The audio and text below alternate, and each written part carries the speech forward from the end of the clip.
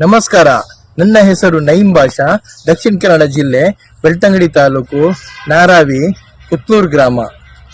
ನಾವು ಬೆಳಿಗ್ಗೆ ಎದ್ದ ತಕ್ಷಣ ಏನಾದರೂ ಕುಡಿತೇವೆ, ಟೀಯ ಕಾಫಿಯ ಕುಡಿತೇವೆ. ನಮಗೆ ಇದರಲ್ಲಿ ಲಾಭ ಇದೆಯಾ ನೋಡಬೇಕು, ಅರ್ಥ ಮಾಡಿಕೊಂಡು ಕುಡಿಯಬೇಕು. ಲಾಭದಾಯಕ ಇದ್ದರೆ ನೋಡಿ ಕುಡಿಯಬೇಕು. ಆಯುರ್ವೇದ ಹೇಳುತ್ತದೆ, ಆಯುರ್ವೇದದಲ್ಲಿ 108 ಬಗೆಯ ಎಲೆಯ ಕಷಾಯ ಇದೆ. ಕಾಲಕ್ರಮೇಣ ಇದನ್ನು ನಾವು ಮರೆತು ಬಿಟ್ಟಿದ್ದೇವೆ.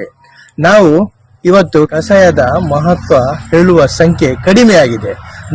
ರೋಗ ನಿರೋಧಕ ಶಕ್ತಿ ಕಡಿಮೆಯಾದರೆ ಅನೇಕ ಬಗೆಯ ಸಾಂಕ್ರಾಮಿಕ ರೋಗಗಳು ಬರುತ್ತದೆ.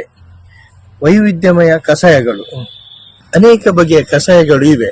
ಆಯುರ್ವೇದ ಹೇಳುವ ಕಷಾಯಗಳು ವಾರಕ್ಕೆ ಒಂದು ಕಷಾಯ ತಗೊಳ್ಬೇಕು. ಈಗ ಸೋಮವಾರದಿಂದ ನೆಕ್ಸ್ಟ್ ಸೋಮವಾರವರೆಗೆ ಒಂದು ಕಷಾಯ.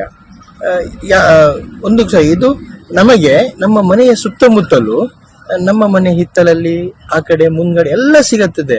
ಇಲ್ಲದ್ರೆ ಈ ಸಿಟಿಯವರಿಗೆ ಪಾರ್ಕಲ್ಲಿ ಸಿಗುತ್ತದೆ. ಪಾರ್ಕಲ್ಲಿ ಹೋದ್ರೆ ಎಲ್ಲ ಬಗೆಯ ಸಿಗುತ್ತದೆ. ಗರ್ಭಿಣಿ ಸ್ತ್ರೀಯರಿಗೆ ಬೇರೆ ಕಷಾಯ, ಬಾಣಂತಿಯವರಿಗೆ ಬೇರೆ ಕಷಾಯ, ಮಧುಮೇಹ ಇದ್ದವರಿಗೆ ಬೇರೆ ಕಷಾಯ, ಅರ್ಥೋಟಿಸ್ ಇದ್ರೆ ಬೇರೆ ಕಷಾಯ, ಚರ್ಮ ರೋಗಕ್ಕೆ ಬೇರೆ ಕಷಾಯ, ಹೀಗೆ ಅನೇಕ ಬಗೆಯ ಕಷಾಯಗಳಿವೆ.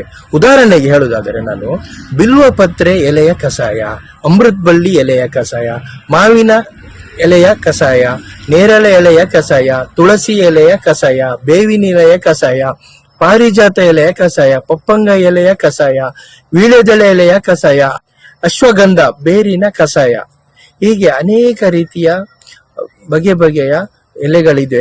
ಇದು ನಮ್ಮ ಮನೆಯ ಹಿಂದೆ ಮುಂದೆ ಎಲ್ಲ ಸಿಗತ್ತೆ.